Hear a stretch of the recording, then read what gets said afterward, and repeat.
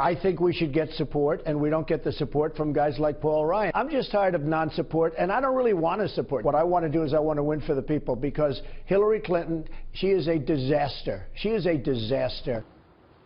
27 days now until the election, and the GOP is in a heated war of words with their own nominee. 29 Republicans have now withdrawn their support from Donald Trump. But has the establishment forgotten who the real enemy is?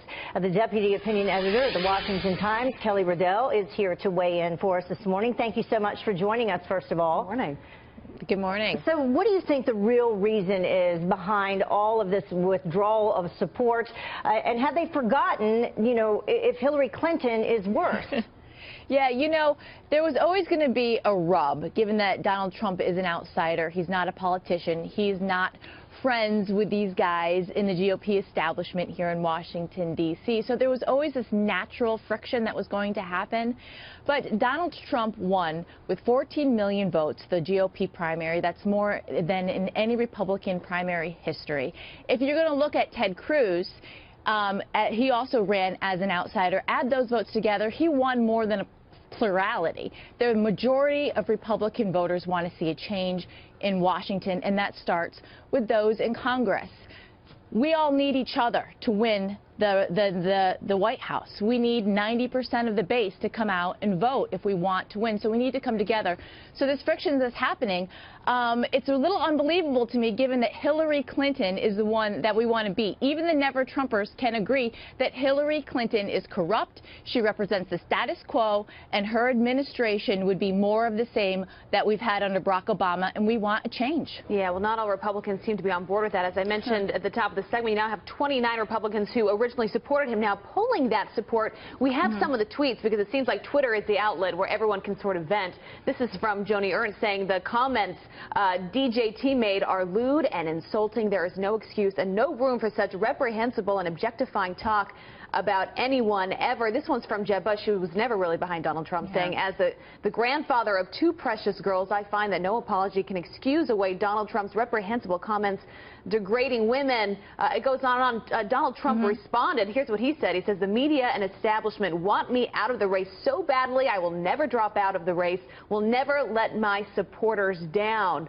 And then he goes on to say in another tweet that he needs them in order to win. How dangerous is this for top Republicans to now be polling their support with just a few weeks now until the election? Well, it's dangerous for Republicans in general. Our party is splintering as we're watching it implode. We're eating our own. We're supposed to all come under the big tent, and this is just not happening. I think it was all too easy. Donald Trump has been bombastic from the start. He was a reality television show host who was a billionaire playboy. That was his persona. That was his reputation. GOP voters knew that. So for everyone to abandon him on Saturday after that lewd tape came out, and it was lewd and it was crass, and I do not support anything that was in it. But let me just say that it wasn't a shocker. It wasn't a shocker to anyone. So I think there's a phony outcry. They've seen the polls going, and they're abandoning him because they're looking out for their own political futures. That's what I was going to ask you. And that is just unfortunate. Actually, as we wrap this up, you know, it's also important to take a look at those particular states and see which ones are involved in some competitive races for, you know, House seats, for Senate seats, also for some of the governors. And then my other question, though, to you is who should extend the olive branch? Because, you know, Donald Trump certainly sounds like he is not.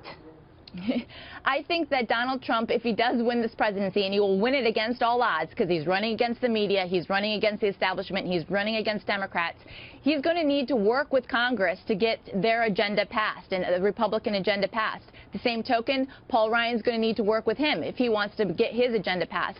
They need to all come together. Donald Trump should be attacking Hillary Clinton. He should not be having a tweet storm against Republicans. Yes, they say it takes two to tango. Kelly Riddell, thanks for being with us so early this morning. Thank you, Good guys. to see you.